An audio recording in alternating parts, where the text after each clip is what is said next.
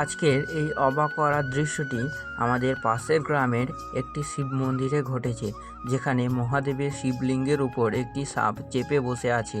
ধূপের ধোঁয়ার মধ্যে যেন এক অলৌকিক পরিবেশের সৃষ্টি হয়েছে। অনেকেই এই দৃশ্যকে ঈশ্বরের কোনো আশীর্বাদ বলেও মনে করছেন।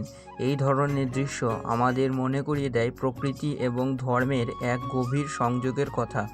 যদিও এটি ভীতিকর মনে হতে পারে, তবুও এই বিরল ও বিশেষ মুহূর্ত কখনোই সহজে দেখা যায় না।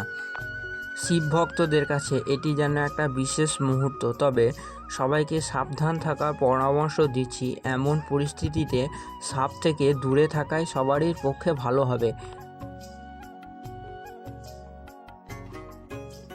এরপর গ্রামের একজন স্থানীয় ব্যক্তি সাপ উদ্ধারকারীকে খবর দেয়। সেই সাপ উদ্ধারকারী কিছুক্ষণের মধ্যেই সেই শিব মন্দিরের কাছে পৌঁছায় এবং তিনি সেই সাপটিকে খুব সাবধানে সেই শিবলিঙ্গ থেকে সরিয়ে নিয়ে যাওয়ার চেষ্টা করছিলেন, কিন্তু সেই সাপটি বারবারই ওই শিবলিঙ্গের ওপরই জড়িয়ে ধরছিলেন। অনেকক্ষণ এভাবে সাপটাকে সরানোর চেষ্টা করা হলো, কিন্তু সাপটা কিছুতেই সেখান থেকে আর সরে যাচ্ছিল না।